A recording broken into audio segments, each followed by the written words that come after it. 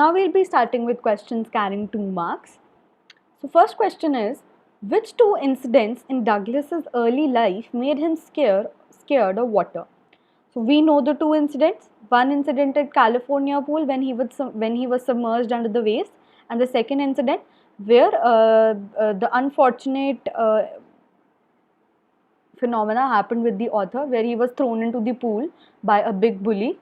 So these are the two incidents in his early life which made him scared of water, which made him develop an aversion of water. Second question is, what deep meaning did the experience at Y.M.C.A pool have for Douglas? So this experience had a very deep meaning in his life, because he had such a close brush with death, he had such a close encounter with death and the terror that it brought along with it. So his will to live grew in intensity. These are the important words that you have to mention in this question, that he experienced death and the terror it could produce, because of which his will to live grew in intensity. Question 3. Why did Douglas's mother recommend that he should learn swimming at the Y.M.C.A pool? So the first reason was that the Y.M.C.A pool was 9 feet deep at it was 9 feet deep at one end and 2 to 3 feet deep at the shallow end. So in the presence of instructors, no harm could be done to the author. Whereas at the Y.M.C.A pool, whereas at the Yakima river, there were many incidents of drowning which were happening. So author's mother was apprehensive of sending him there. So that is why she recommended that he should go to Y.M.C.A pool, because it was much safer than the Yakima river.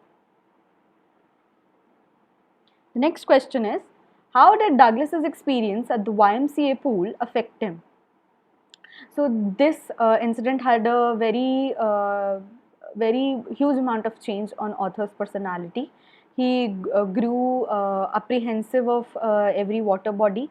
He was fearful of every water body.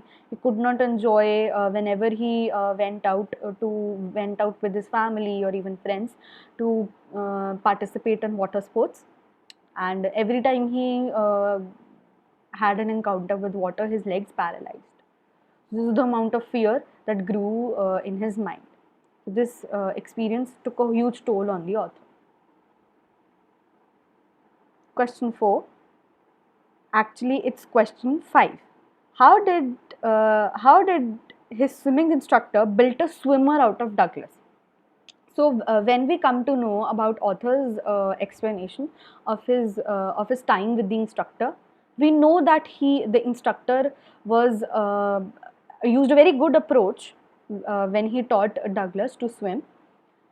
We can mention the use of the pulley, the use of the fact that he trained him for 6 months.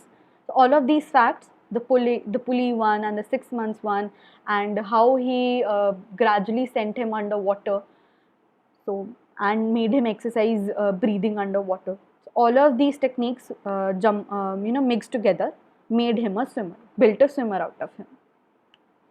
Next question is, what sort of terror seized Douglas as he went down the water with the yellow glow? How could he feel that he was still alive? So a huge amount of terror, a stark terror seized him when he went down the water with the yellow glow.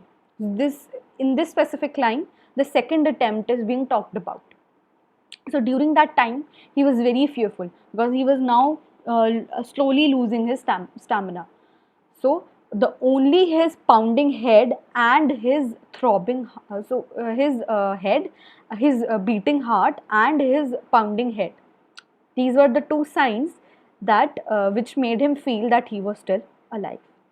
So the huge amount of terror seized Douglas as he went down the water with the yellow glow, and only his heart and his head were functioning. The sounds of their beating made him realize that yes, I am still alive.